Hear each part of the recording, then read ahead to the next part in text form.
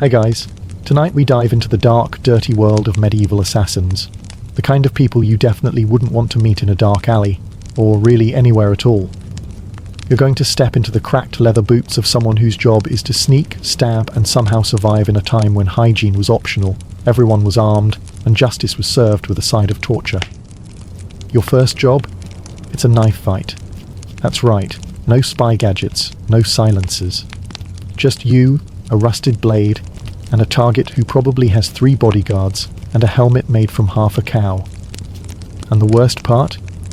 You probably won't survive this.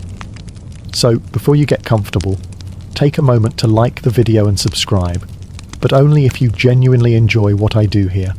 And let me know in the comments where you're listening from and what time it is right now. I love seeing our sleepy little community stretch across time zones. Now dim the lights, maybe turn on a fan for that soft background hum, and let's ease into tonight's journey together. You stand in a shadowed alley, pressed against damp stone, your breath shallow and your fingers wrapped tightly around the hilt of a dagger. It's not some polished weapon from a museum. This thing was probably forged by a drunk blacksmith with a grudge against straight edges. It's bent, it's dull, and you're supposed to use it to kill someone who's currently laughing with a mug of ale inside a heavily guarded tavern. Welcome to your first night on the job. The pay is terrible, the risks are suicidal, and there's no union to complain to. You're an assassin in the Middle Ages, and there's no glamorous cloak or hidden blade here. Just desperation, paranoia, and a growing awareness that you may not be very good at this. You weren't trained in some elite shadow guild. You don't have a wise master whispering, "Strike from the shadows, my child." No, you got this gig because you were fast, quiet, and didn't flinch when someone bled out in front of you. That's the full resume. That and the fact that your cousin once heard about a guy who poisoned someone using spoiled goat cheese. You're given a name, a vague description, and a very stern warning. Don't mess this up. That's it. No schematics of the castle, no floor plans, no secret passages. Just go kill the man with the blue sash. That might work, unless 5 other men are also wearing blue sashes, and one of them is the mayor's brother. By the way, medieval towns aren't exactly helpful places for stalking your prey. The streets are narrow and lined with suspicious citizens. Everyone knows everyone. You're the new face, which means you already stand out. Great start. You try to blend in, maybe leaning against a wall like you've lived here your whole life. You cross your arms, squint, nod slowly at a passing goat like you're on familiar terms. A kid runs by, shouts, "Who's that weird guy?" and the tavern guards are already watching you. Awesome. You're not even in the tavern yet. Let's talk about your gear, because it's not winning any awards. You've got a cloak with one too many holes, boots with soles so thin they might as well be socks, and a dagger so rusty it could give your victim tetanus faster than it could kill them. You also have a small pouch of coins, just enough to bribe a barkeep, not enough to survive if you fail. The historical truth? Most assassins didn't have elite weapons. You used what you could hide under your cloak. A narrow blade, a smuggled kitchen knife, maybe a garrote made of horsehair. Fancy weapons like crossbows were expensive, loud, and illegal in some areas. This is a promenader. You're not illegal in some areas. Fringe fact of the night. In some regions of 13th century Europe, assassinations were often disguised as duels of honor. Imagine trying to make murder look like a really polite disagreement. "Oh no, sir, I wasn't trying to kill him. He insulted my sheep, so I stabbed him 14 times out of respect." Some scholars argue whether assassins ever formed true networks, or whether most killings were just paid thuggery. There's no evidence of medieval versions of the John Wick Hotel. More likely you worked alone, took one job at a time and hoped the client paid you before reporting you to the guards. Back to your mission. You finally enter the tavern. It stinks of sour wine, burning meat, and something unidentifiable. Floors sticky. Everyone turns to look at you. You nod like you belong. You absolutely do not. Your target is at the back, wearing that cursed blue sash, laughing with 2 friends and a guard at his side. You consider your options. Start a brawl and stab him in the chaos? Wait for him to go outside to relieve himself? Slip poison into his drink and pray? Of course, you choose the most reasonable option. You sidestep toward the bar, trying to look natural. The barkeep raises an eyebrow. You new in town? You nod. You look like you're about to throw up or stab someone. Or both. You laugh. It comes out as a choke. Eventually, the target gets up and heads to the back. Alone. You follow. The hallway is dim. Your heartbeat is a drum. Your hands sweat on the hilt of your dagger. This is it. No turning back. You raise the blade. He turns around. And just like that, it's a knife fight. But this isn't a duel in a fancy courtyard. This is two people flailing in a narrow hallway, bumping into walls, slipping on spilled wine, and making noises that sound more like sneezing than combat. He's stronger. You're faster. You manage to get the blade to his side, but it doesn't go deep. He screams. Someone shouts. Footsteps thunder. You run. You don't have a plan. Just legs and fear. You sprint down the alley, across a bridge, and into the night. You don't even know if he's dead. You don't wait to find out. Welcome to your new reality. You spend the next few hours hiding under a cart, praying no one saw your face. Your stomach growls, your knees ache.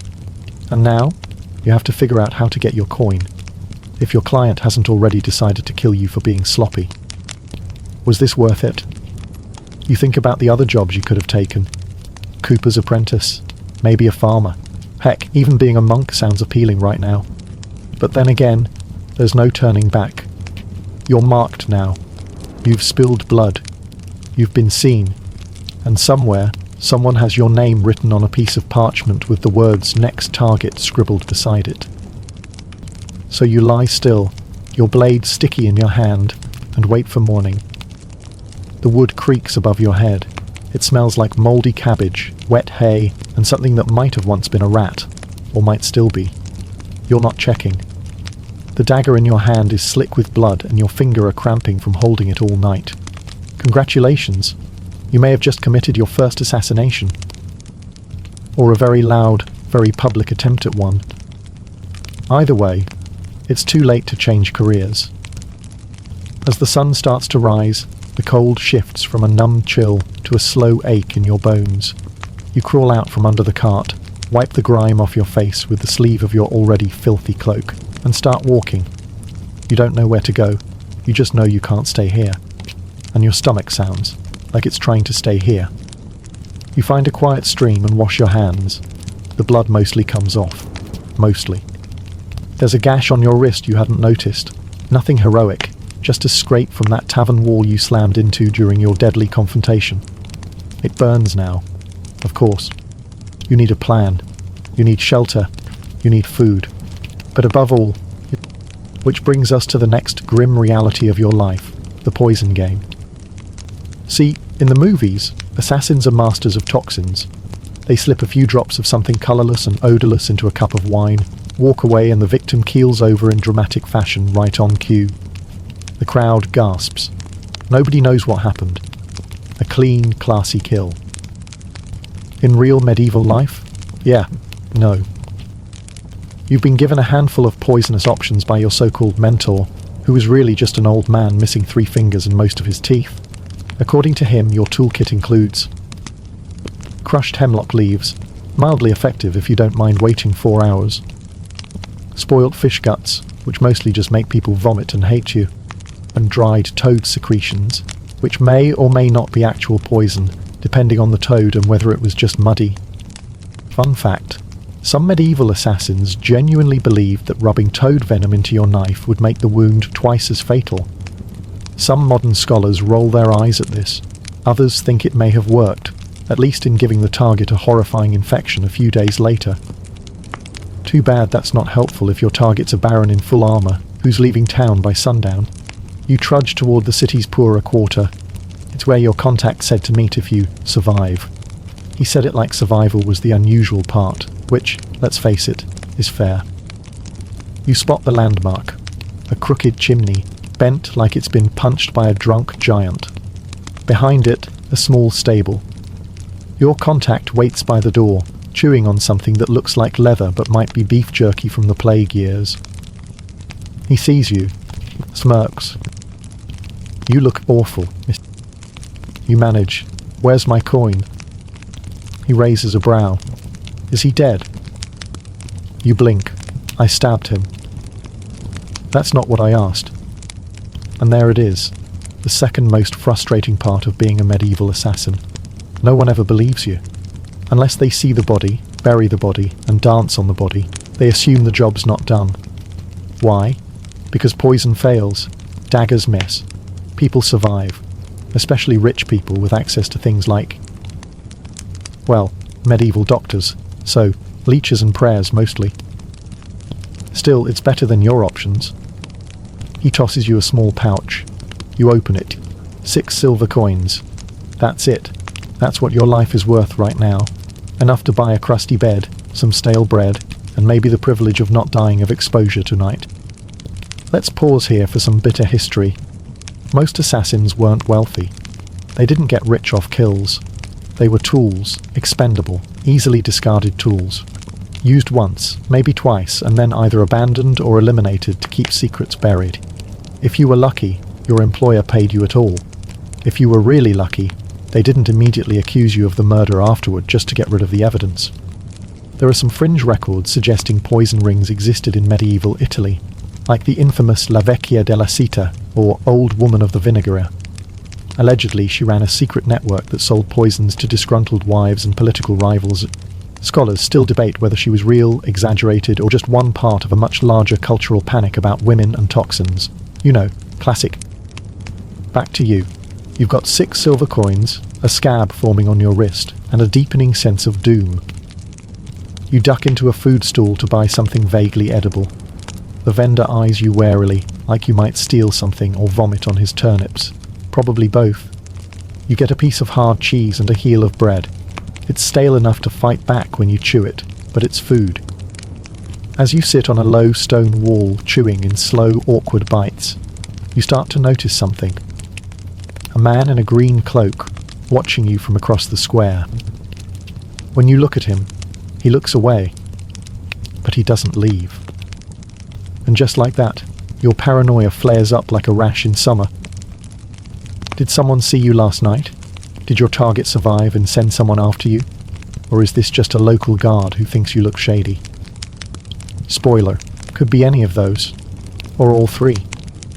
You finish the bread, wipe your hands, and start walking, casually, like you're not seconds away from bolting. The man in the green cloak follows. Awesome. You cut through an alley, then another. Then you stop and press yourself into a doorway, heart hammering. He passes by, doesn't look back. You wait, and then you move fast. Out the back, over a fence, into a hay pile. Because apparently this is your life now. Ducking behind livestock and sleeping with a knife under your chin. You curl up in the hay, breathing shallowly, itchy straw poking every square inch of your body. It's warm. You're exhausted. The adrenaline crashes. Your eyelids sink. That's when you remember the most terrifying part. You don't know if that was the man who hired you. What if that was someone else? What if your employer sent a second assassin to make sure the job was done? Or worse, someone to silence you because the job wasn't done. Maybe this is the standard policy. Hire 2 assassins. One to do the job, one to kill the survivor. You sigh. There is no health plan for this. No safe house, no aftercare. Just hay in your boots and betrayal in your future. You drift off to the lullaby of goats bleating in the distance, wondering if you'll wake up with a blade at your throat. Honestly, probably. Not from a nightmare, but from hay dust, goat stench, and what can only be described as the overwhelming aroma of livestock farts. Morning has arrived, jugging by the grey light leaking through the wooden slats, and you're still alive. That's good news, sort of.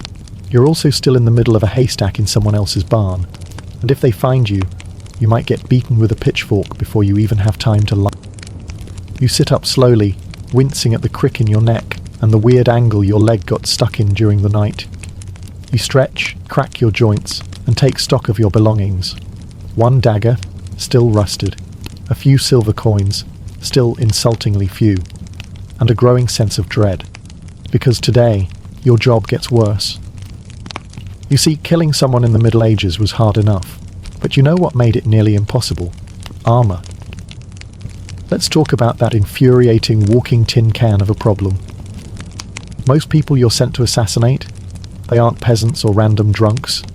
No, they're nobles, knights, landowners, people rich enough to afford not just guards, but gear.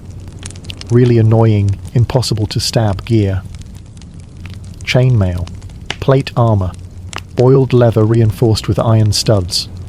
You're out here with a flimsy blade that bends when it hits bone, and they're basically wrapped in the medieval version of a tank. The dagger you're holding? It was designed for poking gaps in armor. Tiny little spaces around the armpits, the back of the knee, under the chin. Easy, right? Just wait for your target to trip, fall into a dramatic backbend and expose one of those lovely little kill spots. In reality, it's more like this. You sneak up, stab them, and clink. Nothing. The dagger bounces off. You look horrified. And now the guy turns around with a sword as long as your arm and a scowl that says he is not in the mood. Some assassins tried poison to get around this issue. You know, slipping something deadly into food or wine, hoping the target dies quietly in their sleep. But again, medieval poisons weren't, and even if they worked, your problems were far from over, because once people realized their rich buddy had been poisoned, the entire kitchen staff was tortured for information, the food supply was burned, and someone somewhere would probably still blame you. Here's a historical fun fact to chew on while you dodge swords. In the 12th century, there were documented cases of noblemen surviving multiple assassination attempts thanks to their armor. One Italian lord reportedly had 3 separate would-be assassins try to stab him, all of whom either failed to pierce his chainmail or struck the wrong area. He survived. They didn't. Now, some fringe historians speculate that certain assassins developed custom blades, thin, narrow stilettos designed specifically to find weak points in armor. Others say that's more legend than truth, and most killers just aimed for the neck and hoped for the best. Speaking of hope, you've got a new contract. Word spreads fast in your line of work, especially when you don't die after your first gig. Apparently surviving one attempted murder makes you reliable. That's cute. The job? Take out a merciless one who's made a few too many enemies in too short a time? Sounds easy. No armor, no guards, just a rich man with loose lips and tighter purse strings. But there's a catch. Because of course there is. The merchant is paranoid. And by paranoid I mean he travels with 2 hired brutes, wears a hidden chain shirt under his robes, and sleeps in a locked room with bells attached to the windows. You shadow him for a day. He visits the market, talks to spice vendors, inspects fabrics, laughs too loudly. You try to blend in again, but your disguise consists of a scarf wrapped awkwardly around your face and a new tunic that itches like it was made of regret. Every time you get close, one of his guards looks your way. It's like they can smell your intent. You decide to wait until nightfall. You follow him to the inn. He rents a room on the 2nd floor. 1 window, 1 hallway entrance, bells tied with string around the shutters, and a chair jammed under the doorknob like he's expecting ghosts. You wait until the guards fall asleep, at least you think they're asleep, and then scale the outer wall like some kind of medieval cat burglar. You nearly slip twice. You cut your palm on a broken window frame, but you manage to pry open the shutter, carefully snip the bell string and slither inside. Now it's just you, the dagger, and a snoring merchant who smells like perfume and roasted lamb. You move in. And, yep, you guessed it. Clink. He's wearing armor under his sleeping robe. Who does that? The moment your blade hits the chainmail, he jerks awake with a scream. You panic. He grabs a candlestick and swings. You dodge. He hits his head on the headboard and knocks himself out cold. Silence. You stand there, breathing hard, dagger still raised. Do you finish the job, or Run? You choose the smart option. You loot the coin pouch on his desk and flee like your life depends on it, because it does. You're halfway down the alley when you hear someone shout. Footsteps. Torches. Now you're sprinting again, cloak flapping, lungs burning. You don't stop until you're a mile outside the city, hiding in a ditch, the stolen coins jingling in your pocket and a growing realization in your chest. Armor ruins everything. Even sleep. And now, as you lie on your back staring at the stars, you remember another bitter truth about being an assassin. You might get the job, you might get close, you might even get the kill. But if your blade can't pierce iron, or your client doesn't pay, you're nothing more than a desperate thief with a body count. Some scholars argue that the rise of better armor in the 14th century actually changed the way assassins operated, forcing them into more psychological warfare, bribing servants, poisoning wells, burning buildings down, because face-to-face murder became too difficult when everyone started dressing like armored turtles. Others say the myth of the noble killer is just that, a myth. Real assassins weren't elegant. They were desperate, dirty, flawed, and usually dead before 30. You stare at the stars a little longer. Then you roll over, hug your dagger like a very unfriendly teddy bear, and try to sleep. You don't even remember falling asleep. 1 minute you were curled in that damp ditch, wondering why anyone would wear armor to bed, and the next you're being roused by the cawing of crows overhead and the distinctly unwelcoming sensation of morning dew soaking through your clothes. Welcome to assassin life. No feather pillows, no hot breakfast, just cold mud, bruised ribs, and a growing awareness that your chosen career path might have been a catastrophic mistake. You sit up slowly, stretch your back with a sound that's somewhere between a yawn and a groan, and reach for your pouch. Still there, still jingling. The merchant didn't die, but hey, you technically weren't hired to kill him this time. You were hired to make sure he doesn't make his meeting. And, of course, you're leaving half his meeting and giving him a concussion. Mission accomplished. Probably. Now you get to do what no medieval assassin ever really gets to do. Collect your reward. You head to the rendezvous point, an abandoned windmill on the outskirts of town, the kind of place where accidents happen and bodies stay hidden. Charming. You approach with caution, keeping your dagger close and your eyes scanning for crossbows. After all, this is a profession where the client is just as likely to murder you as the target. Your contact stands just inside the doorway, hooded, leaning on a cane like some sinister scarecrow. "You look alive," he says. "Disappointing." You force a smile. He won't be talking anytime soon. He tosses a pouch at your feet. "Good. Take it and vanish." You nod. You know the drill. You pick up the pouch. Check the weight. Twice as many coins as last time. Not bad. Not enough to live forever, but maybe enough to sleep in a real bed tonight. Maybe. But before you turn to go, the man speaks again. "You ever kill a noble?" You pause. "Not yet." "Good," he smiles. Rotten teeth, hungry eyes. "Because they don't pay well. But they do die slow." You leave without another word. You've learned not to ask too many questions.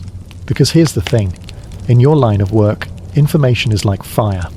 Warm when you're close to it, fatal when you hold on too long. Still, his words echo in your head. They don't pay well, but they die slow. Which brings us to today's theme. You're doing all this for basically no money. It's bad enough that your job requires murder, stealth, and a PhD in not dying. But the paycheck? It's laughable. 6 silver coins here, 10 there. If you're lucky, you might get a gold florin for taking down someone extra high on the social ladder. But gold attracts attention, and attention gets you killed. Let's dig into some historical reality. Most assassins were hired from the fringes of society, vagrants, ex-soldiers, desperate men with nothing to lose. Some were even former criminals offered clemency in exchange for a little service.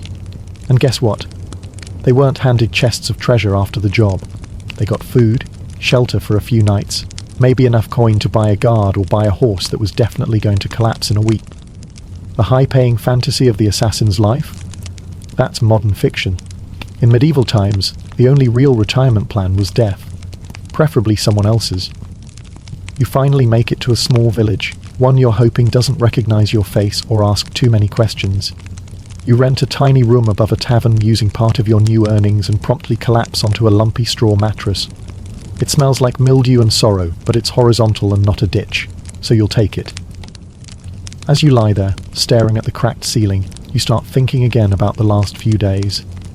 The botched stabbing, the armoured merchant, the toad venom, the fact that you've now committed at least 2 crimes and slept in a hay pile. And you realise something chilling. You're not getting out of this life. Not easily. Most assassins didn't have an exit strategy. You couldn't just retire and open a bakery. You couldn't just stop. Because the people who hired you didn't want their secrets walking around. And the people you failed to kill, well, they tend to hold grudges. Here's a fringe historical tidbit for you. In some parts of Eastern Europe, known assassins were subjected to something called public unmasking, where they'd be stripped, paraded, and have their faces marked with a blade so they could never work again. Kind of like medieval LinkedIn, but more blood and less networking. Some scholars argue that professional killers did exist in larger cities, contracted by nobility or even clergy, but even in those cases, they were tools to be discarded, never trusted, always watched. You turn on your side, pull the thin blanket over yourself and sigh. This isn't a life, it's a sentence, a slow march toward a grave no one will visit. The next morning, you wake up early. Too early. Something's wrong. You don't hear birds, you don't hear the tavern downstairs. You do hear boots outside your door. Your blood runs cold. You grab your dagger and press yourself against the wall. A knock. Then a voice. We know who you are. You bolt out the window without a second thought. Because here's another truth about being an assassin. You're always running. From the guards, from your past, from the clients who change their minds, from the targets who survive. You hit the ground hard, roll, and take off through the alley. You don't stop running until the village is a smear on the horizon. And once again, you're back where you started. No shelter, no friends. Just a blade, some coins, and a story you'll never be able to tell. By midday, your feet ache, your stomach growls. You sit beneath a twisted tree at the edge of a dirt road and try to decide if this is what life is now. And if it is, how long you can keep going. Then you hear a sound. A horse and a cart, rolling toward you. You stand, dagger hidden, face calm. The cart slows. More of a man driving, alone, friendly. You lost, boy. You nod, looking for work. He squints. You good with a hammer? No, you say, almost without thinking. But I'm good at solving problems. He raises an eyebrow and smiles. Aren't we all? You hop in the cart. And just like that, you disappear down another road, into another job, into another lie. Because in the Middle Ages, you never stop being an assassin. You just keep pretending you aren't. You sit on a sack of onions that smells like it's been through a war, legs sore, brain still buzzing from the escape. The old man driving doesn't ask many questions, which is either kind or suspicious. He just hums to himself, a broken tune that sounds vaguely like a dirge for pigs. You keep your hands in your lap and your dagger hidden, watching the tree line, just in case this isn't kindness but a trap with wheels. Eventually he pulls up to a village, a small one, one road, one well, one tavern. You thank him and hop down, your boots crunching in gravel. He waves and disappears in a slow turn, vanishing into the dust like a man who never existed. You head to the tavern and buy the cheapest thing on the menu, a bowl of turnip soup that tastes like hot dishwater and sadness. You slurp it anyway, because calories are calories and you've had worse. Much worse. You don't plan to stay long. You never do.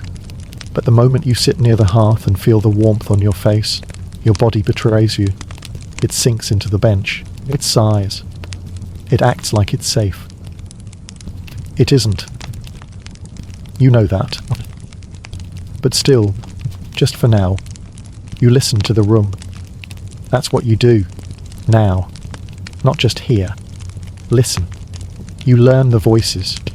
Who's drunk? Who's armed? Who's important? Who's expendable? One of the voices in the corner carries a nobleman's lilt. You glance over. Rich man, mid-30s, loud-laughed, wearing fur he probably didn't earn. 2 companions, both clearly guards trying to look like friends. And you know that someone, somewhere, probably wants him dead. That's the part they never tell you when you start killing people for money. Everyone has enemies. Everyone. And if you just wait long enough, one of those enemies will find you. So when the boy appears at your side and slips a folded note into your hand without a word, you already know what it is. Another job. You wait an hour before reading it, just long enough to finish your soup and pretend you're not a walking death sentence in boots. When you open it, it's short. Tavern patron in the fur collar. 2 days. Quiet. No name, no payment listed, no method suggested. Just a target and a timeline. Which means someone very rich or very scared is asking for this. You leave the tavern without a word and check into the smallest room the innkeeper offers. It's barely larger than a closet, but it has a bed and a lock. You'll take it. And you lie awake, staring at the ceiling again. This job isn't like the others. Because this target, he's a noble. And that means everything just got harder. Let's take a moment to unpack why. First, nobles are protected, not just by guards, but by laws, money, status. If you kill a farmer, maybe the village cries, maybe someone curses your name. But if you kill a noble, the whole county turns upside down, you get sketched on wanted posters. Mercenaries are paid to find you. Clergymen pray for your soul while pointing crossbows at your chest. And worst of all, the church gets involved. Yep, that's the next big problem. The church hates your guts. Not metaphorically. Literally. They have texts, sermons, entire councils dedicated to condemning people like you. Murderers, assassins, silent blades in the dark. According to the church, you're worse than a thief or a heretic. You're a corrupter of the divine order. Because in their view, God decides when someone dies. You're just getting in the way. You don't care much for theology, honestly. But even you know that being labelled a maleficeth, an agent of evil, gets you certain benefits, like excommunication, eternal damnation, and the occasional enthusiastic burning. Fun fact. Some medieval bishops lobbied for assassins to be buried outside town walls, without a funeral, without a name, and others wanted to go further, public execution, followed by body mutilation. Because nothing says sinner like having your limbs nailed to the church gate as a warning. Now, not everyone agreed. Some scholars believe the church exaggerated their stance, used it more as political theatre than doctrine. But that didn't help you much when a preacher screamed at your back as you walked through town.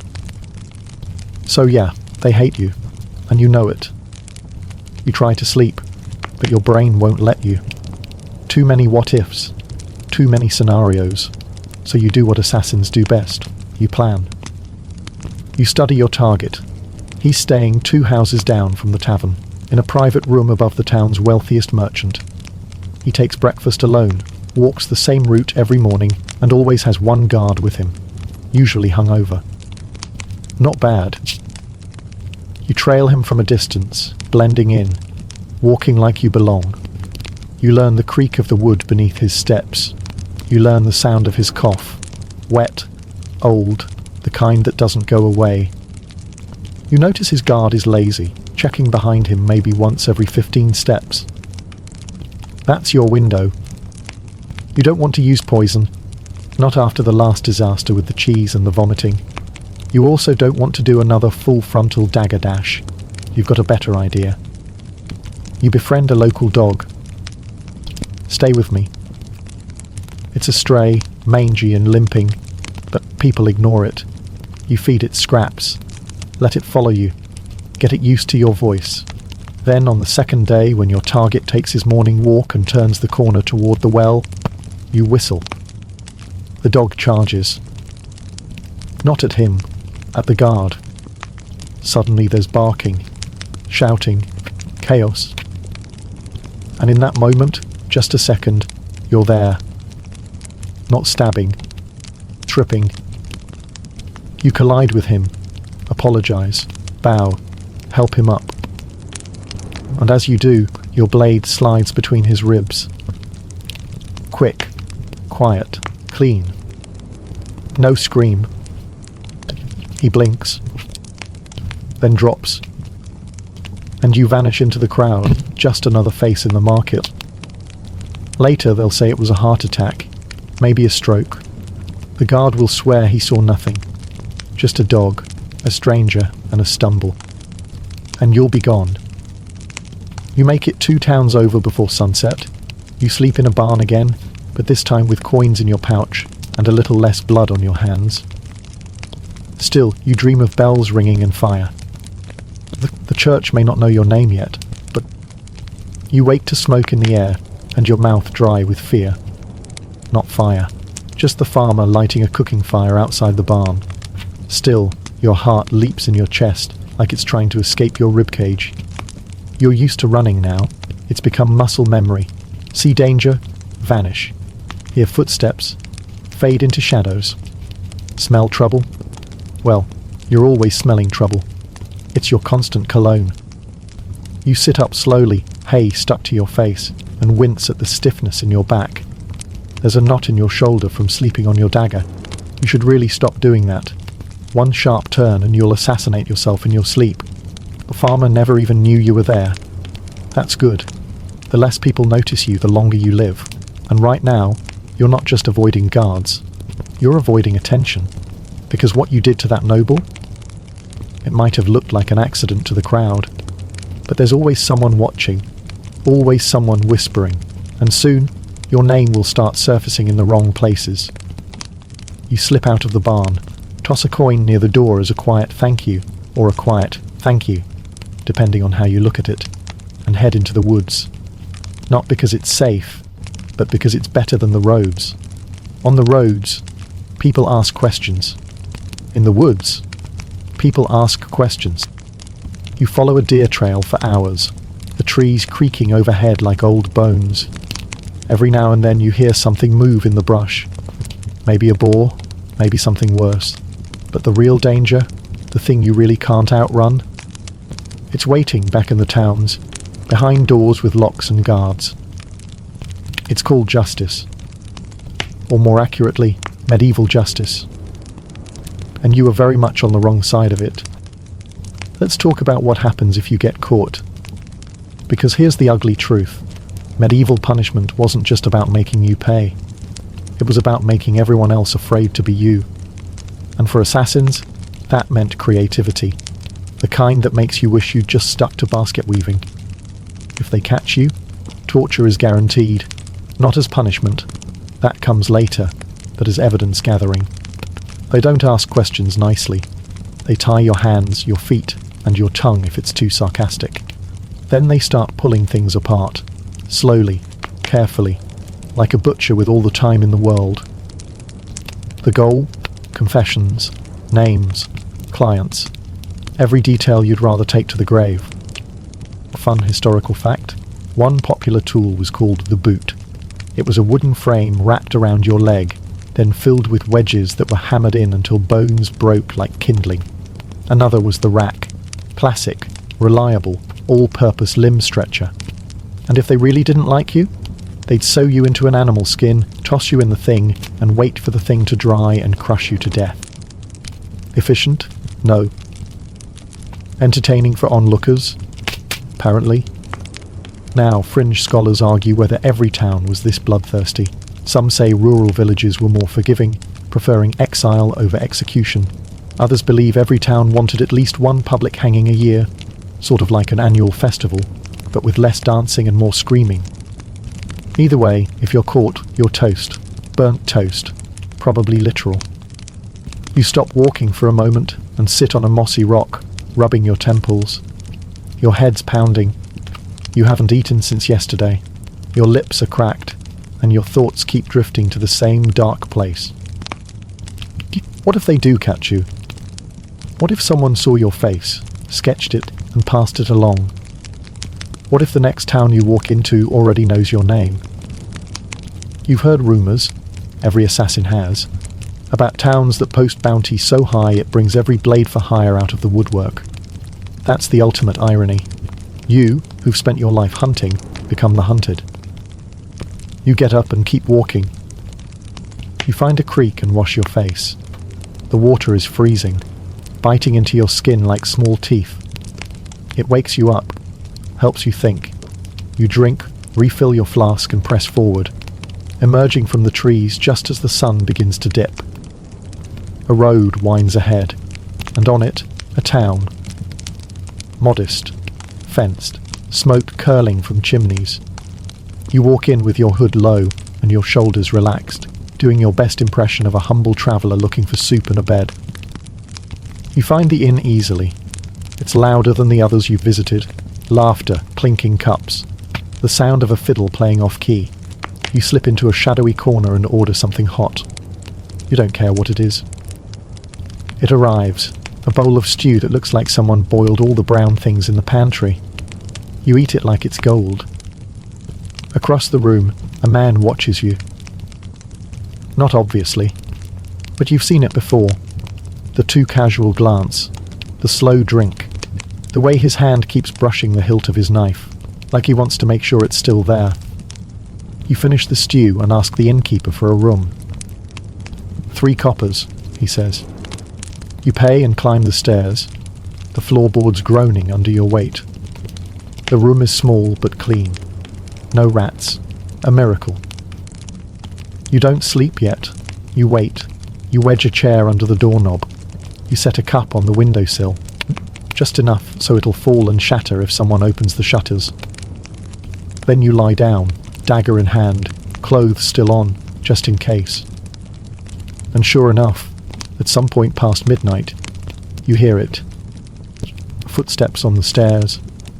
Soft. Measured. Not the staggering kind of a drunk. The careful kind. The kind you know all too well. You sit up silently and move to the wall beside the door. You don't breathe. You don't blink. The doorknob twitches. Twice. Then, silence. A minute passes. Then the footsteps retreat. You wait a full hour before relaxing. When you do, it feels like your spine turns to water. You collapse onto the bed and exhale. Because this is your life now. Every door is a threat. Every knock could be death. And even your allies, especially your allies, can't be trusted. Some assassins had crews, small bands of mercenaries, trusted killers. But even those groups had rules. No sleeping in the same place twice, no real names, and never turn your back. There's a saying in your world, the only honest blade is the one still sheathed. You've lived long enough to know it's true. And maybe, just maybe, the man downstairs wasn't after you. Maybe he mistook you for someone else. Maybe he was a drunk cousin looking for the privy. Or maybe he was just the first of many. You lie awake until dawn, watching the window like it might sprout hands and grab you. And by morning, you've already planned your escape route 3 times. Because trust isn't just dangerous anymore, it's extinct. You're already dressed, already packed, already exhausted. You didn't sleep. You couldn't. The door never opened, but that doesn't mean no one meant to. You know the way this game is played. Sometimes people knock. Sometimes they just wait. You slip out before the innkeeper even lights the hearth. Down the stairs, through the back door and onto the cobbled road where fog still clings to the ground like spilled milk. The man from last night is nowhere to be seen, but that means nothing. You know better than to take comfort in silence. You keep walking, your breath misting in the cold air, boots crunching in rhythm with your thoughts. Another town behind you, another close call. And a new, gnawing realization. Your boss might kill you next. It's not paranoia, it's policy. You think back to the man who gave you the note in the tavern. Hooded, quiet, too quiet. He didn't say who paid for the job. He didn't even ask if you succeeded. Just threw you a pouch like he was feeding chickens and vanished. And now someone's trying to get into your room at midnight. Coincidence? Sure, if you still believed in those. In the world of medieval assassination, loose ends are bad business. The best assassin is a ghost, silent, invisible, and most importantly, gone. But you've made a name for yourself. You've survived too many jobs. You've started to stand out. And people who stand out? They become inconvenient. You were useful. Until now. Now, you're a risk. Historically, this wasn't rare. Some records, buried in the margins of old chronicles, mention silent payments. That's a polite way of saying the assassin gets paid once for the job and again for disappearing permanently. A coin for the task. A blade for the clean-up. Scholars argue about how widespread it was. Some think only the most powerful clients, kings, bishops, high-ranking nobles, had the influence to arrange such silent removals. Others say it was common among criminal networks, especially in cities like Venice, where reputation was everything and betrayal cost less than bread. Either way, you're not stupid. You know how this ends if you don't stay ahead. So you do something dangerous. You're back. Back to the last town. Back to the tavern. Back to the place where it all started, 2 nights ago. Why? Because if someone is trying to erase you, you want to know who. You want to see their face. Maybe even return the favor. After all, you didn't get into this life for the glory, but you sure as hell didn't sign up to be some merchant's loose end. You walk through the town gates with your hood low, your step casual, your dagger hidden beneath your sleeve.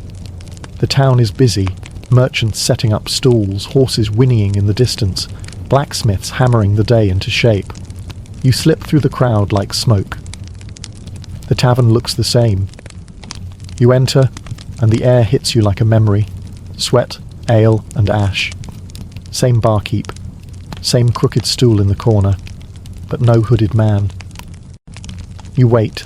You sip watered-down wine. You listen. Hours pass.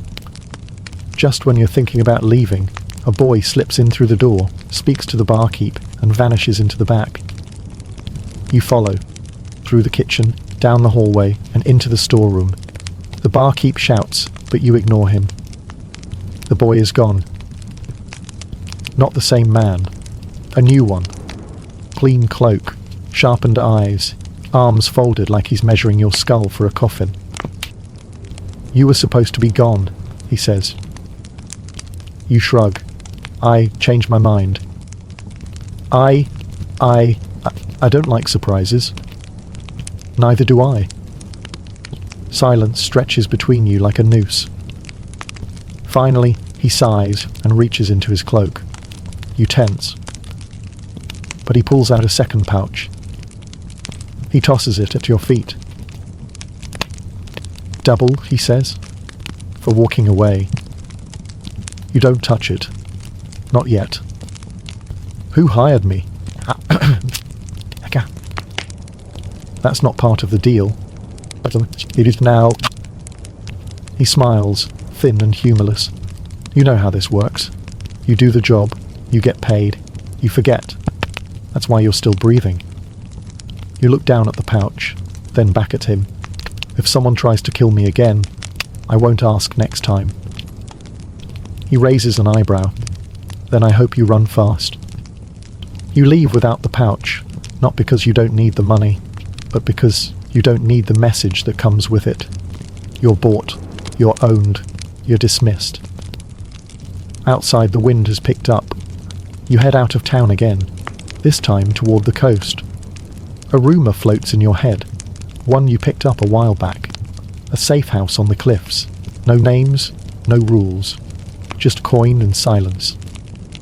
It may be fiction, most places like that are, but you're running out of options. You walk for miles. Days blur. You sleep in abandoned sheds under trees, in ditches. You eat what you can find.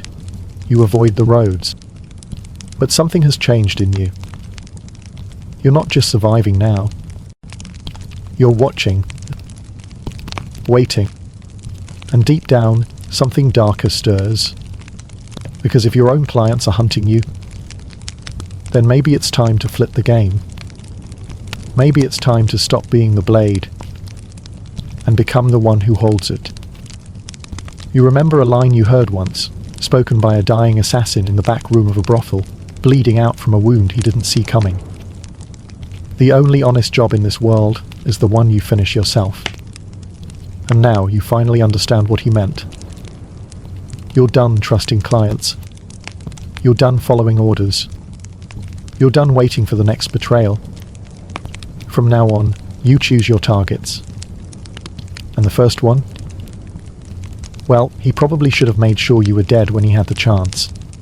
The wind off the coast bites harder than the cities ever did. It cuts through your cloak, slips beneath your tunic, and slices down to the bone. But you prefer this. It keeps you alert. Cold is honest. You never mistake it for something else. It never pretends to be warm. You're perched on a cliffside path overlooking grey waves. The ocean crashes below, all froth and fury, like it's trying to shout you back inland.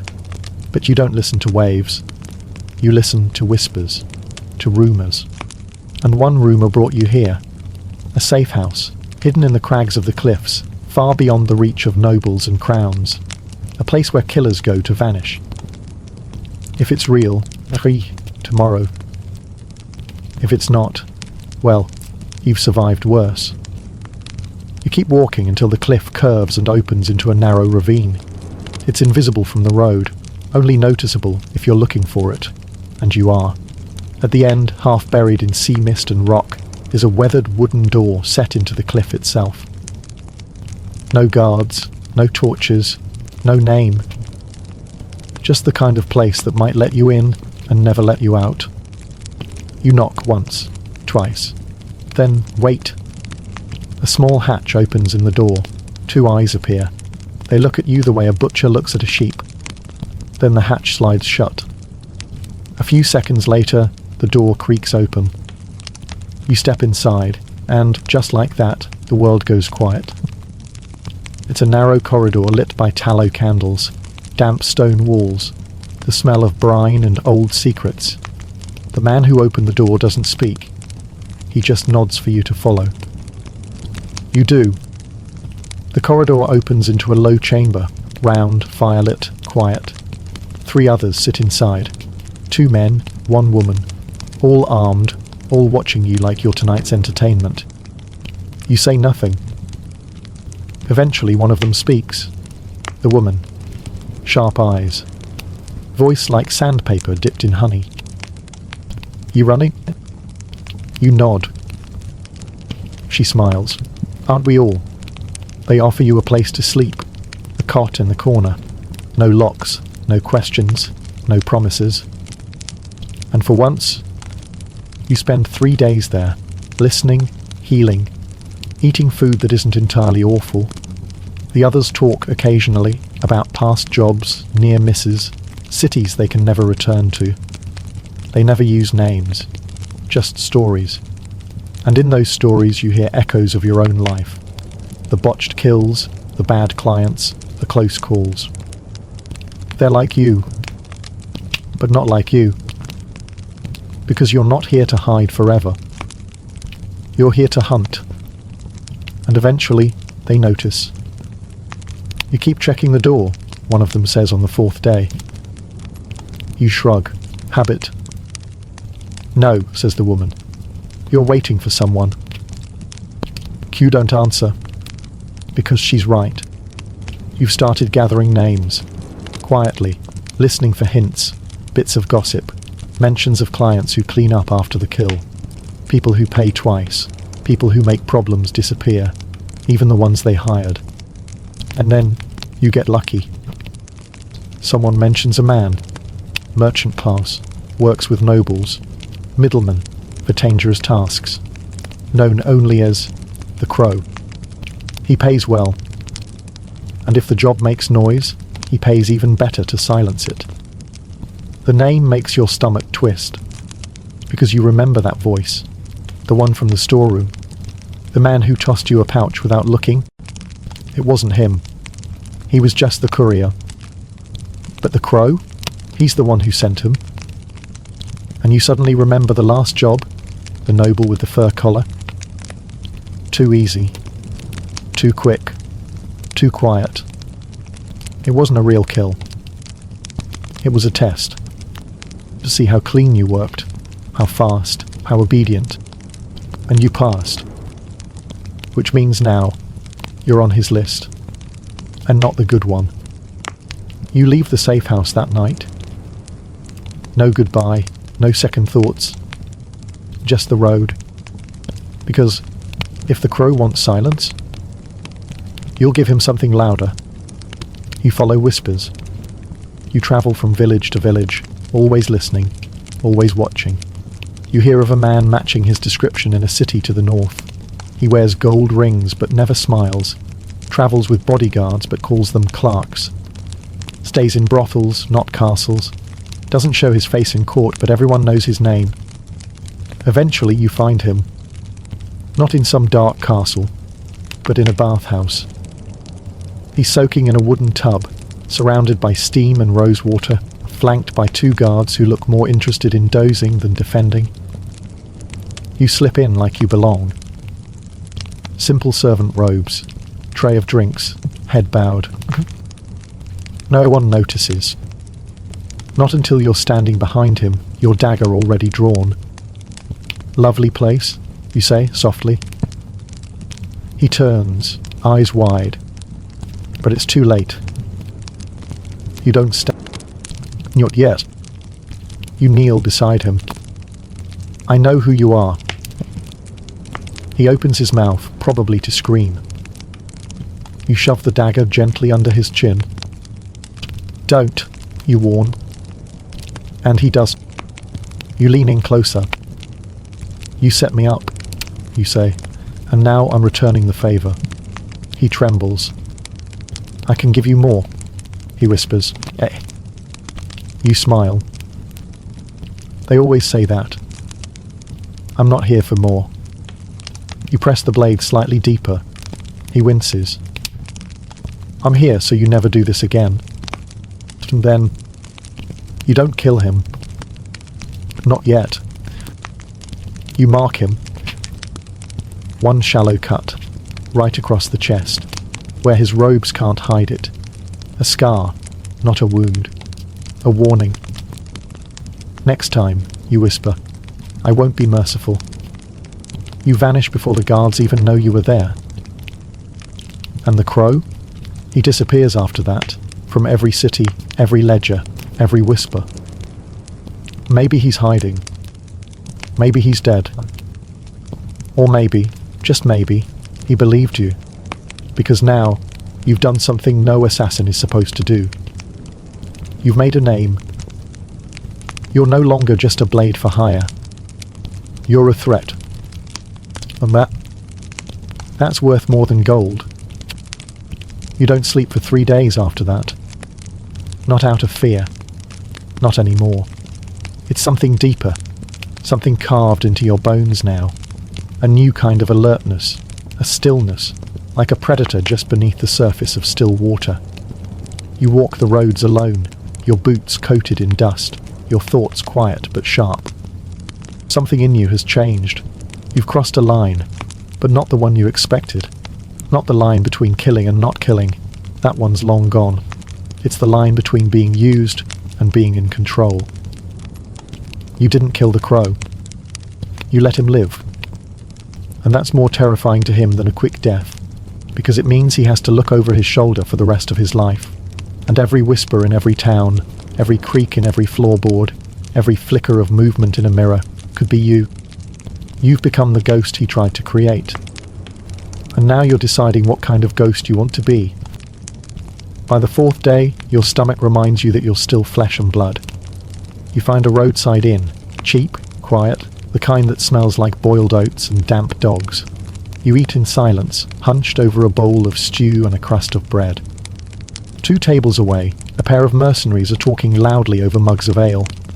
They're laughing about a job gone wrong, something about a botched caravan raid and a mule that kicked a man to death. You ignore them until one says something that freezes your spoon mid-air. And then the black-cloaked one showed up. Silent, fast, took out 3 guards before anyone knew what was happening. The other one snorts. Assassin. Don't know. Some say he was one. Others say he was the one. You know, the one who marked the crow. You sit back, slowly, chewing in silence. You weren't expecting that. Word travels, sure. But legends? That's new. Because now people know. And worse, they're starting to talk. You finish your meal and leave a few coins on the table, slipping out into the cold night air. The sky is dark and clear, stars glittering like scattered teeth. You pull your cloak tighter and walk until the inn is out of sight. Then you stop. 'Cause it hits you. You've become what you once feared. You're no longer just a name passed in whispers. You're a story, a shadow with a memory, a cautionary tale passed around fires and bars. You were supposed to be invisible. Now, you're unforgettable. And that's a problem. You find shelter that night in an abandoned shepherd's hut nestled between hills. It's nothing more than 4 leaning walls and a roof made of moss, but it keeps out the wind. You build a small fire and try to think. You've been running for so long that you never asked the most dangerous question. What happens if I stop? Can an assassin just quit? The answer, of course, is no. Not because someone will kill you if you try, but because you don't know how to stop. This life has rewired your brain, your instincts. You don't hear laughter anymore. You hear patterns. You don't see people, you see weaknesses, advantages, escape routes. You don't walk into rooms, you clear them. You are, in every way that matters, a weapon now. And weapons don't get to retire. Historically, some assassins did try. There are tales, scattered, half-true, of killers who fled into the countryside, became farmers, monks, wanderers. Some were hunted down, others simply vanished. But almost none of them lived long. You don't just walk away from this life. It clings to you. There's a fringe theory among medieval scholars about burned men assassins, who, upon trying to quit, would intentionally mark themselves with burns or scars to make themselves unrecognizable. They'd disfigure their own faces, break their own fingers, anything to hide from their past. Some say they became holy men. Others say they went mad. You stare into the flames and wonder where your path ends. You think about the clients, the guards, the nearly dead noble, the crow, and then you think about the others. The ones like you. The ones still in it. Still being used. Still being disposed of when convenient. And something twists in your chest. Not guilt. Not yet. For something adjacent to it. Something like responsibility. You don't sleep that night, but you make a plan. The next town you reach is larger, busier. Dirt roads become cobbled streets. Thatched roofs give way to timbered houses. A city, not a village. And in that city, a guild. Not of assassins, not officially. But that's what they are. They call themselves the Quill, scribes, messengers, historians. In reality, they traffic in secrets, sell information, name prices for silence and truth alike. And they have what you need. You pay 3 gold coins to speak to one of their scribes, a man with ink-stained hands and a smile that never reaches his eyes. He welcomes you with a bow, offers you tea, then waits. You give him a name, not yours, one of the clients who tried to erase you. He doesn't blink. Dead, he says. 3 months past. You give him another name. Vanished, likely hiding in the east. Another, still working, quietly, but yes, alive. And then you ask the real question. Do you know who recruits for the Crow? He looks up. He doesn't answer. But he doesn't have to, because his silence is an answer. You lean forward. I want names. He shakes his head. That's not how this works. You drop a fourth coin on the table. Still no answer. So you do the unthinkable. You give your own name. Or rather, the name people are starting to use. The scribe's face changes, just slightly, a twitch in the corner of his mouth, a recognition.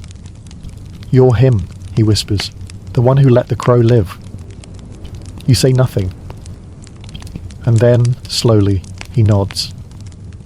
I'll get you what you need. Not because you paid, but because you're a bigger story than the one he was writing. That night, in a rented room above a candlemaker's shop, you spread out the list. 7 names.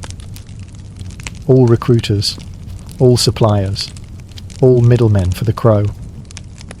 They're not just cogs in the machine. They are the machine. And suddenly, everything becomes clear. You were never meant to live long. You were meant to serve, obey, disappear. But now, you have a list. You have time. You have nothing left to lose.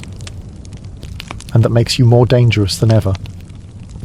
The list weighs heavy in your pocket like a shard of broken glass.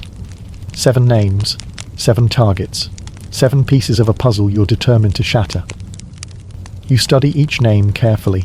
Some are familiar faces and the shadows you've glimpsed in taverns and back alleys. Others are ghosts.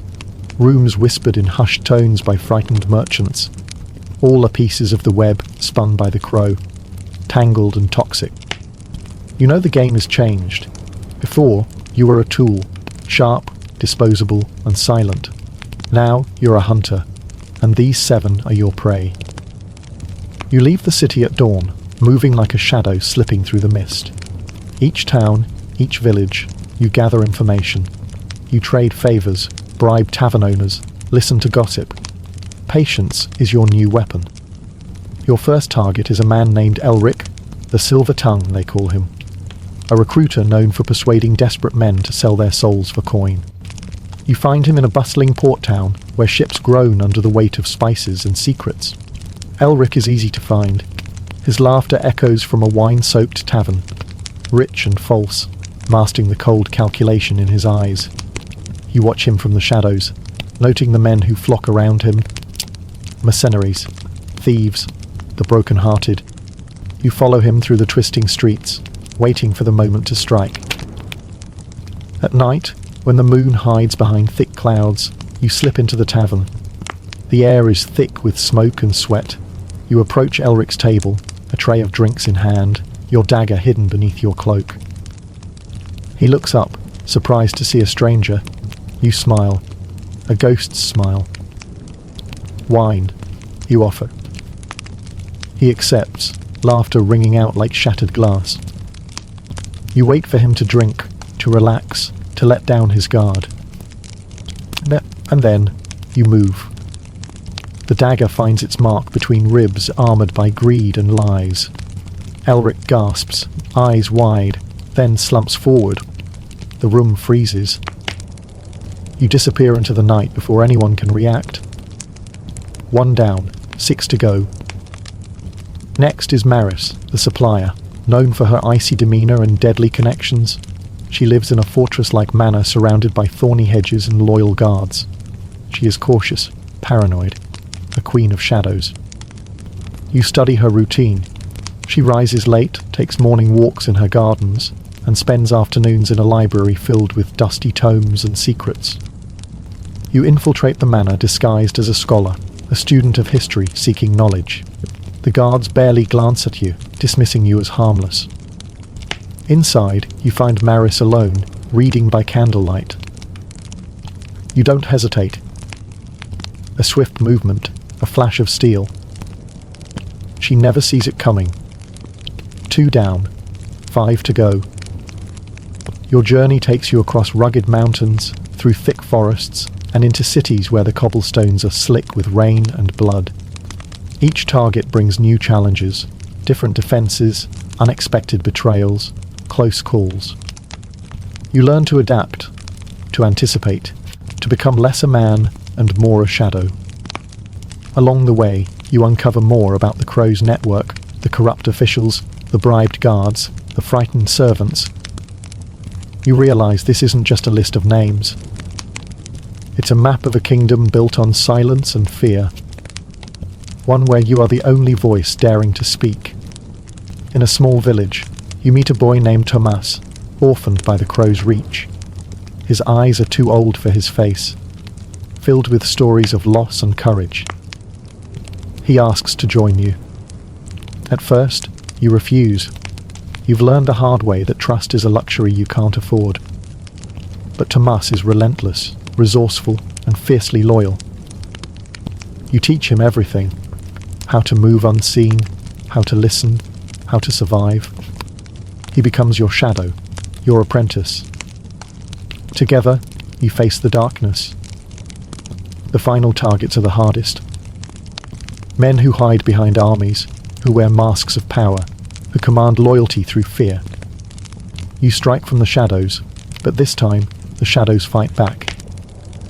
Guards ambush you. Traps snap shut. Betrayals sting. Yet, you press on. Because you know this is not just revenge. It's liberation. For Tomas. For yourself. For everyone trapped beneath the Crow's wings. In the final confrontation, you face the Crow himself. Not in a grand hall, but in a ruined chapel where light filters through broken stained glass. He is older than you imagined, eyes cold and sharp. He smiles, a cruel curve. "You should have stayed dead," he says. You don't answer. The fight is brutal, but swift. You are faster, fueled by years of pain and purpose. In the end, the Crow falls. The network crumbles. Silence breaks. You stand alone in the ruins, the weight of what you've done settling like dust. Tomas at your side, eyes wide but hopeful. You realize that though the road was dark, it led you here. To a new beginning. And maybe, just maybe, to freedom. You and Tomas stand among the ruins of that forgotten chapel, sunlight spilling through shattered stained glass, casting fractured colours across broken stone. It feels almost holy, like the world itself is holding its breath, waiting for what comes next. You brush dust from your hands, the weight of the past pressing on your shoulders. For years, you were a shadow, a blade in the dark, a whisper of death. But now something has shifted. You're no longer the hunted or the tool. You're something new, but you don't quite know what that is yet. Tomas looks up at you, eyes bright with unspoken questions. He's still young, still learning, but you see the fire in him. The same fire that pushed you through the darkest nights. You realize your story is no longer just yours. It belongs to him too. You gather what you can from the ruins, a few coins, a worn cloak, a cracked dagger, reminders of the life you led and the life you're leaving behind. The road ahead is uncertain, but for the first time in a long time, it feels like hope. You and Tomas travel light, moving through towns that are waking from sleep. The markets buzz with life, children chase each other through dusty streets, and the smell of fresh bread fills the air. You find an inn where the barkeep doesn't ask questions, where the bed is soft and the ale cold. For one night, you let yourself forget, let the weight of the past slip away like smoke. You talk quietly with Tomas, sharing stories, not just of death and betrayal, but of dreams, of a life where survival isn't the only goal, a life where you can build instead of break. He listens, eyes wide, and for a moment the world seems kinder. You start to understand that your skills, the stealth, the patience, the cold precision, can be used for more than vengeance. There are people who need protection, secrets that need guarding, darkness that needs piercing. You begin to seek out those who suffer in silence, who live under the shadow of fear and corruption. You become a guardian of the weak, a shadow on the side of justice. The assassin you once were is not forgotten, but transformed. The path is not easy. Old enemies lurk in the corners of your mind, reminding you of what you've done and what you might still become. There are days when Tomas is your only light, a reminder that even in darkness there can be hope. Together you navigate a world where trust is fragile and danger never far. But now, you have a purpose beyond survival. You have a mission. News travels fast. Whispers of a black-cloaked figure who defends the helpless and brings down tyrants spread through villages and cities. Some call you a hero, others but Tomas knows the truth, that you're still human, flawed, haunted, but fighting to be better. You accept this new role with cautious hope, knowing that every step forward is a battle against your own past. One evening, as the sun sets behind rolling hills, you sit by a fire with Tomas. He looks at you and asks, "Do you think we'll ever be safe?" You smile, the kind of smile that's both weary and hopeful. "Maybe not," you say, "but as long as we keep moving forward, we're free." And for the first time in a long time, that feels enough. You close your eyes, letting the warmth of the fire and the quiet night ease the ache in your bones. The road is long and the shadows still linger, but you walk it with purpose. Together. And that is enough. Morning breaks gently over the horizon, painting the sky in soft shades of pink and gold. You wake with the first light, the quiet stillness of the countryside wrapping around you like a fragile shield. Tomas is already up, tending to a small fire, his youthful energy a sharp contrast to the weariness in your bones. You watch him for a moment, the firelight flickering in his eyes, and a thought crosses your mind. This boy, once a scared orphan, has become your anchor in a world that never stops shifting beneath your feet. You rise slowly, feeling the aches and bruises from your journey settle deep within your muscles. The memories of past scars, both seen and unseen, dance at the edges of your mind. Yet here, in this peaceful morning, they seem momentarily distant, as if the world has granted you a brief reprieve from the chaos you've known. Your thoughts drift back to the path that brought you here, the countless towns, the shadows you moved through, the lives you took, and those you spared. The road of an assassin is littered with ghosts, but today, you choose to walk with your eyes wide open. You share a simple breakfast with Tomas, bread, cheese, and fresh water drawn from a nearby spring. No grand feast, but enough to fill hollow stomachs and fuel weary limbs. As you eat, Tomas speaks softly about his dreams, of a life beyond the edge of a blade, where stories are written in light and laughter, not blood and betrayal. You nod, knowing that this vision is as much a balm for your soul as it is a beacon for his. The days that follow are a blend of quiet travels and sharp moments of tension. You move through villages where children play without fear, and elders tell tales of days when honor was more than a whispered word. Yet beneath the surface, the scars of oppression and violence remain, a reminder that the world you seek to change is vast and stubborn. At times you find yourself drawn back into old haunts, the taverns filled with laughter masking whispered deals, the marketplaces where eyes dart like hawks watching for prey. You tread carefully, aware that your name, once only a shadow, is now... In one town, a weary farmer approaches you clutching a tattered coin pouch. He tells of a local lord who demands impossible taxes, driving families into ruin. The man's voice trembles not just from fear but from hope. A hope that perhaps the black-cloaked figure who once brought justice to the crow might do the same for them. You listen, weighing the risks and the potential for change. The assassin in you recognizes the danger. The man within senses a call to action. You accept the task, knowing it will test every skill you possess. The Lord's estate is fortified, his guards ruthless, and his reach long. Yet the villagers' faces linger in your mind.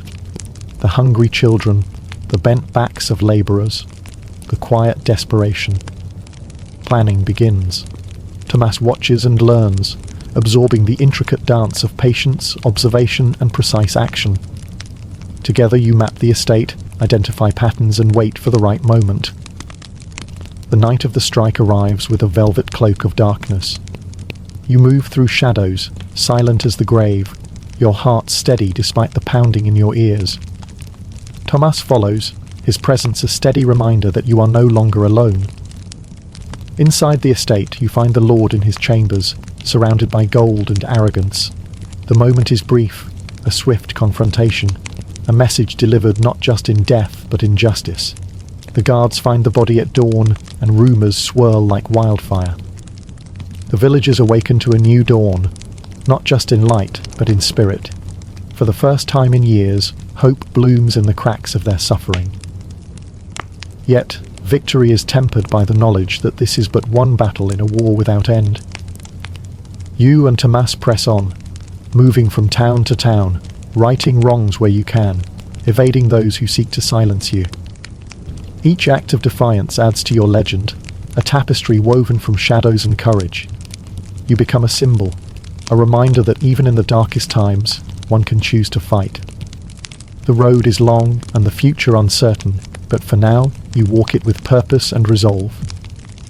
One evening, as the sun sets behind rolling hills, you find yourself sitting by a river's edge.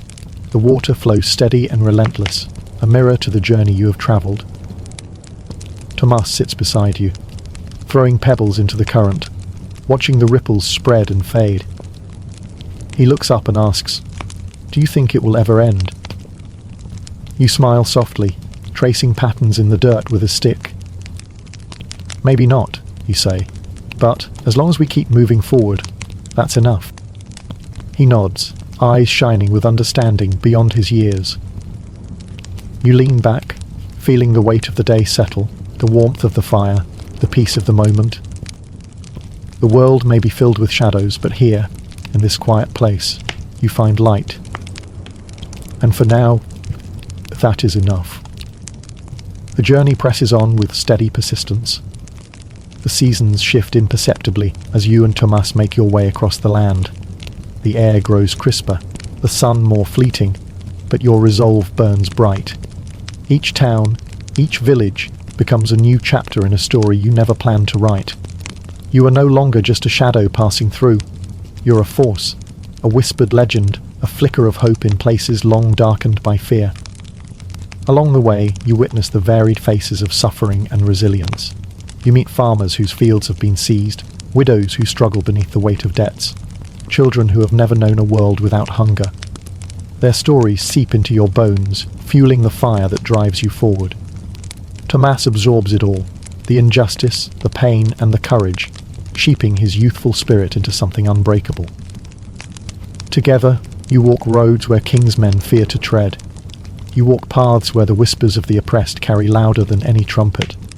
One afternoon, as you rest beneath the boughs of an ancient oak, a messenger finds you. His clothes are ragged, his face etched with worry. He carries a sealed letter, marked with the crest of a noble house long known for its crumb. You break the seal carefully, scanning the words. They tell of a village under siege. The Lord's men have come to enforce taxes beyond reason, to punish resistance with fire and sword. The villagers are desperate, cornered, their pleas swallowed by silence. You feel Tomas shift beside you. He knows without asking that this is your call. You gather your meagre belongings and set off at dusk, the stars your only guide. The village is a place of shattered dreams. Homes smoulder where fires have burned too long, and the air is thick with smoke and despair. Survivors huddle in the remains, eyes wary but flickering with cautious hope at your arrival. You listen to their stories, the merciless raids, the children taken as hostages, the crops destroyed to break spirits. It is a tale told too often, but each time it breaks your heart anew. You meet with the village elders, sharing what little you can. You offer protection, plans, and most of all, belief. Together with Tomas, you organize the villagers, not as soldiers, but as survivors. You teach them to watch, to listen, to act not with swords, but with cunning, to defend their homes with traps, with diversions, with bravery. The first clash is swift and brutal. The Lord's men arrive, confident and cruel. They expect an easy victory. Instead, they face a village united. They stumble into snares, face unexpected resistance, and meet eyes that no longer cower. You strike from the shadows, cutting down those who lead the cruelty. Tomas moves beside you, nimble, fierce, a reflection of your own determination. Though outnumbered, the villagers fight with a desperation born of love and loss. By nightfall, the Lord's men retreat, wounded and humbled. The victory is small but profound. It ignites a flame that spreads beyond the village. News of the uprising travels fast. Across the countryside, other villagers rise. Inspired by your actions, they find strength in unity and defiance. You and Tomas become symbols, not just of vengeance, but of hope. Word reaches the halls of power. Lords whisper of the black-cloaked figure turning the tide. Spies seek your shadow, bounty hunters chase your name. Yet, you remain elusive, always one step ahead. Your life is a dance with danger, a delicate balance between survival and sacrifice. Amid the turmoil, moments of humanity shine through. One evening, you find yourself in a quiet glade, the air fragrant with wildflowers. Tomas brings you a handful of freshly picked herbs, smiling shyly. "Teach me," he says. So you teach him, not just the skills of survival, but the lessons of mercy, of honor, of strength, born not from bloodshed, but from the courage to protect. You tell stories of ancient heroes and forgotten legends, weaving wisdom into the fabric of your shared journey. In those moments, the weight of your past feels lighter. But peace is fragile. The Lords respond with increasing fury, sending soldiers and assassins to crush the rising rebellion. You face betrayal and loss. Friends fall, alliances shatter. The road grows darker, the stakes higher. Yet, your resolve does not waver. You learn to adapt, to trust carefully, to fight not just with steel but with strategy and heart. Each battle, each sacrifice, brings you closer to a future where fear no longer rules. One cold night, under a blanket of stars, you and Tomas sit beside a crackling fire. You speak of dreams, of a world where children can play without fear, where justice is not a whisper but a roar. He asks, "Will we see that day?" You look into the flames, feeling their warmth and their danger. "I don't know," you say honestly, "but I believe we can make it closer." He nods, eyes bright with hope. Together you stare into the night, ready to face whatever dawn brings. Your story is far from over. The road ahead is long and uncertain. But with each step, you carve a path, not just for yourselves, but for all who dare to dream of freedom. And in that, you find purpose beyond the blade. The chill of early morning seeps through your worn cloak as you and Tomas make your way through dense woods, the sun barely piercing the canopy above.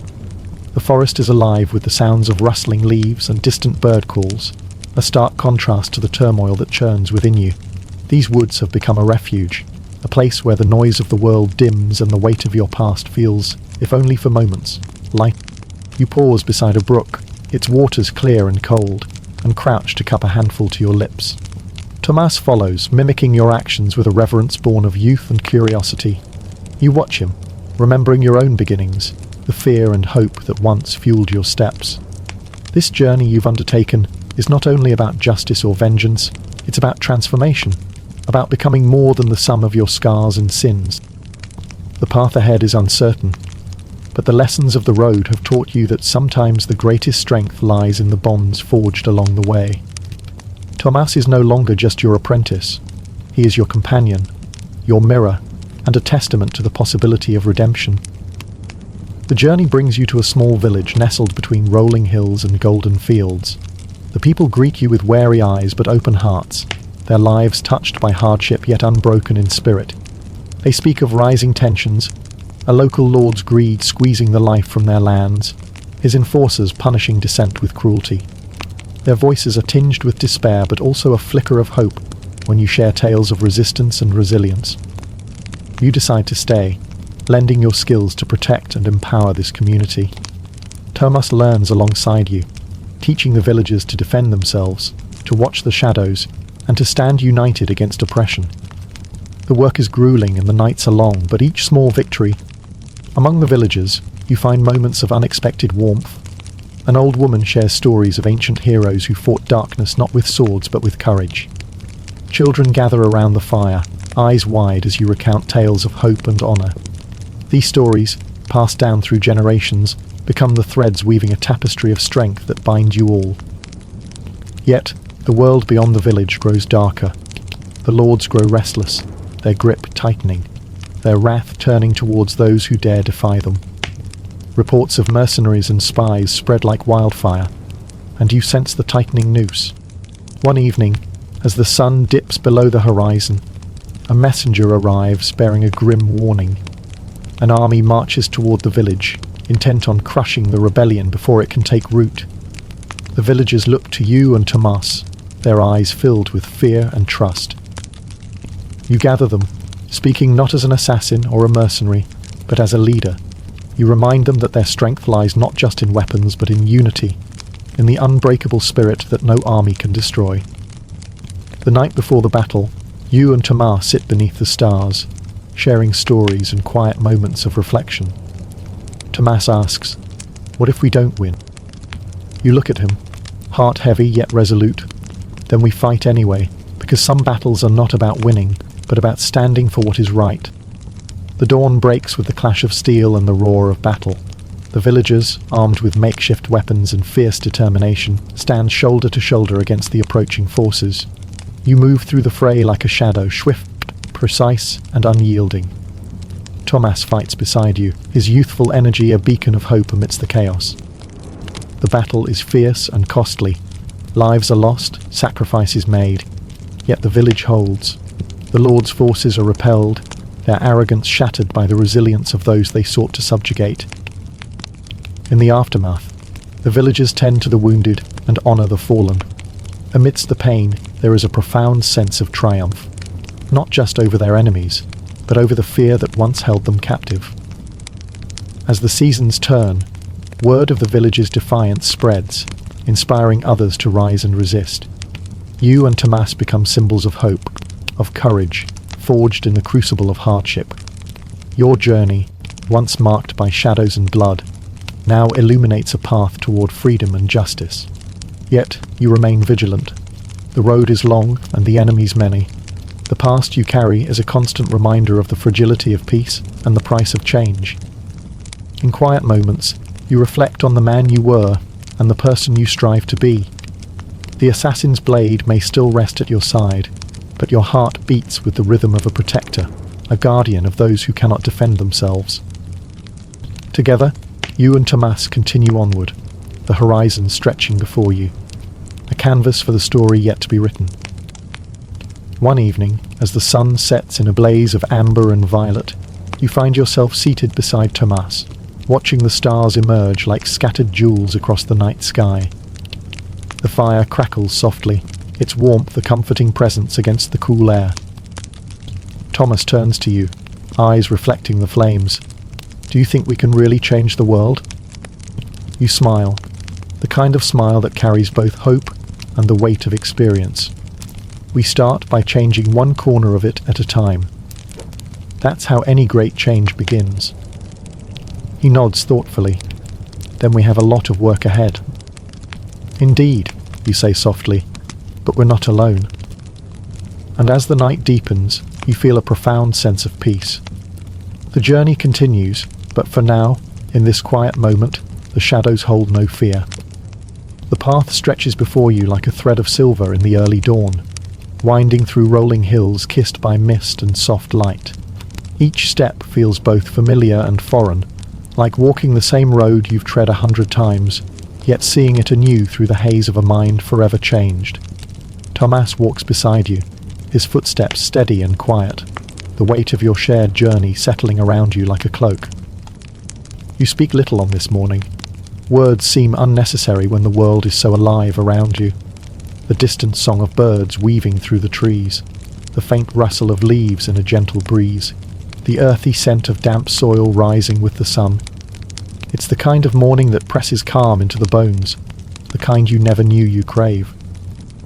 You find a clearing beneath the sprawling branches of an ancient oak, its limbs reaching toward the heavens like the arms of a guardian. The grass is soft beneath your feet, dotted with wildflowers nodding in the breeze. You set down your pack, settling against the gnarled trunk, the bark rough and steady behind your back. Tomas does the same, pulling from his pack a small, tattered book, a collection of old tales and legends, its pages worn and yellowed with time. He opens the book carefully and begins to read, his voice a low murmur beneath the canopy of leaves. In days long past, there were heroes who fought not with fury alone, but with wisdom and heart. They knew that the sharpest sword could not cut through despair, nor the strongest shield defend against hopelessness. Their greatest battles were fought within, against fear, doubt, and the shadows that creep in the mind's quietest corner. You listen, the words weaving their way into your soul, stirring echoes of a time before blood and betrayal, before the endless nights spent running from ghosts. The tales speak of courage, not born of violence, but forged in resilience, of hope kindled in the smallest acts of kindness. They remind you that your journey has become more than survival or vengeance. It is a path towards something greater, a reclamation of the light stolen from your life. Thomas looks up, eyes shining with a mixture of awe and yearning. Do you think we could be like that? Not just fighters, but protectors? You consider his question, the weight of it settling deep. Yes, you say slowly, but only if we carry more than the blade. We must carry hope, and the will to fight not just for ourselves, but for those who cannot. The silence between you is comfortable, filled with understanding. For a moment, the shadows seem to recede, replaced by the quiet promise of dawn. The days that follow unfold like chapters in a book you never wish to write, but cannot set aside. You travel through villages waking to morning light, fields lush with spring's green promise, and markets humming with life. Each place holds stories, some of hardship, others of resilience. You listen with a growing sense of purpose, gathering pieces of a puzzle larger than yourself. You teach Tomas what you've learned, not just the ways to move unseen or strike true, but the lessons of patience, compassion, and courage. He absorbs each one eagerly, his youthful spirit a balm to your weariness. One afternoon you come upon a village cloaked in sorrow. Crops lie withered, and faces are drawn tight with worry. A woman approaches, her hands calloused from toil, her eyes fierce with quiet desperation. She speaks of a cruel lord whose taxes have drained their coffers, who sends soldiers to break spirits and burn homes. You nod, the familiar ache settling in your chest. Tomas watches you closely, sensing the storm beneath your calm. We will help, you promise, but we must be careful. This is no small fight. Together you begin to weave a plan, not one of brutal warfare, but of resistance rooted in cunning and unity. You train the villagers to watch for signs of approaching danger, to protect their homes with traps and diversions. You teach Tomas and the elders how to organize quietly, how to use fear against those who wield it. The work is grueling. The nights are long and filled with the hum of whispered prayers and watchful eyes.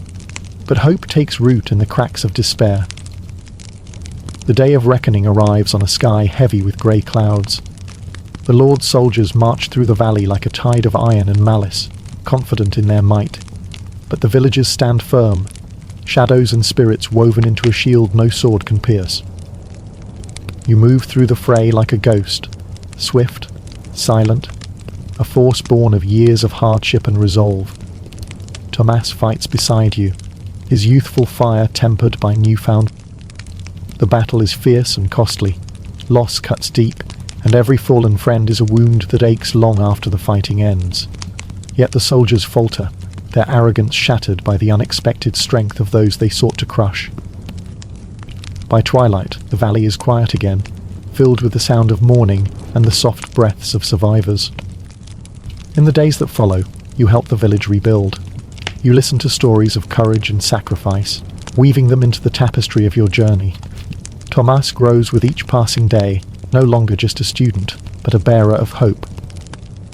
Yet, even as peace blooms, the world beyond remains fractured and dangerous. You know the Lords will return, stronger and more relentless. The road ahead is perilous, but you do not walk it alone.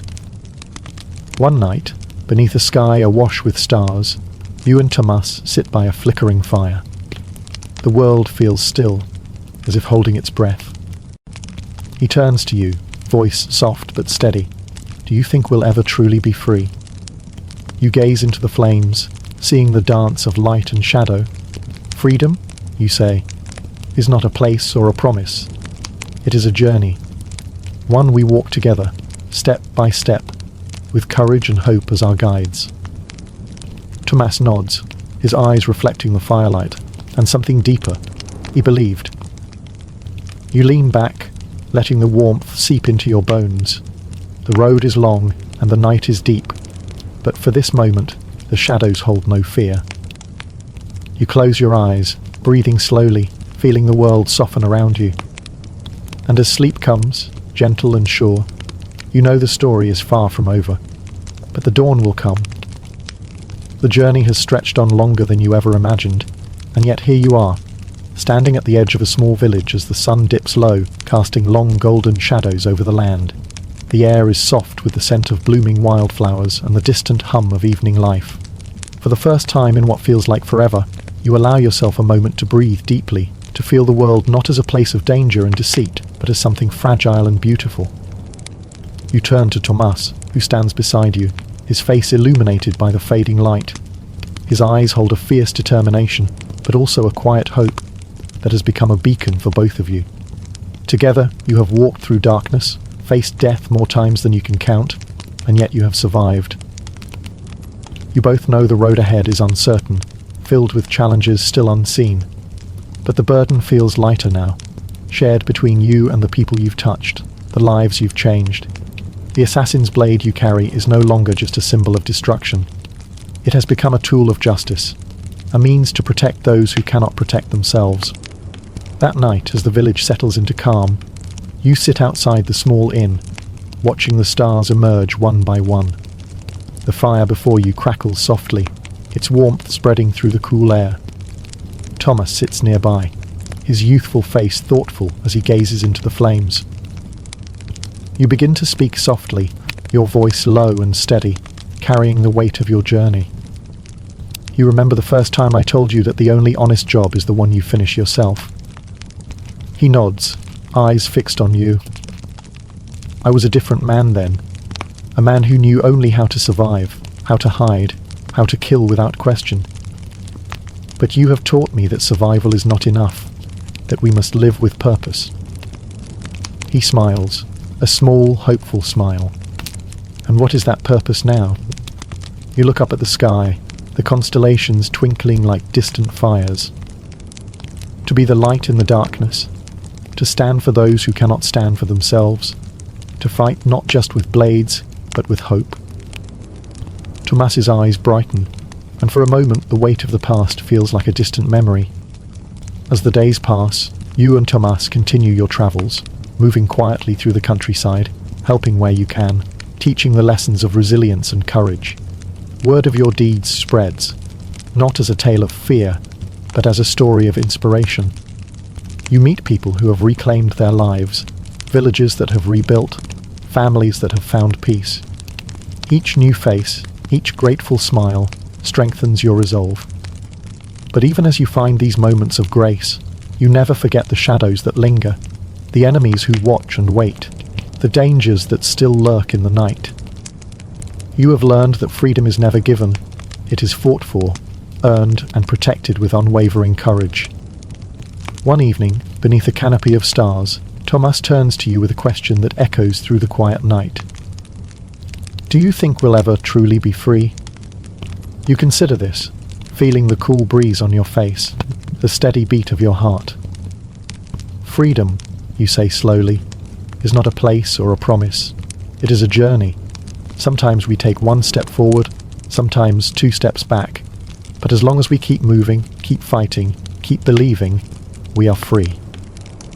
He nods, absorbing your words. And what if the road never ends? Then we make our own path, you reply, and leave a trail for others to follow. As the fire dies down and the village sleeps, you sit alone beneath the vast sky, feeling a deep peace settle over you. The assassin you once were is still a part of you, but no longer all of you. You are more protector, mentor, guardian of hope. You close your eyes, letting the gentle night soothe your weary soul. The journey has been long, painful, and uncertain, but in the stillness of this moment, you know that you have found something worth fighting for. And as the stars shimmer above, you whisper a quiet promise to yourself, to Tomas, and to all who walk the path behind you, that no matter how dark the night, the dawn will come. So, now as you lay back, feel the world soften around you. The whispers of the past fade like a distant storm, leaving only the steady rhythm of your breath and the calm pulse of life flowing through your veins. You are safe here, in this quiet place between waking and dreams. Let your mind drift gently on a slow current, floating away from fears and shadows, carried by the warmth of firelight and the cool touch of night air. Imagine the soft rustle of leaves, the distant call of an owl, the tender hush of the stars watching over you. Remember, the road is long, but you are never truly alone. In every step you take, there is strength. In every breath, a new beginning. Let your eyes grow heavy, your thoughts slow, your body relax. It's okay to let go. The story will wait. And when you awake, the world will still be here, waiting for your courage, your light. Good night now.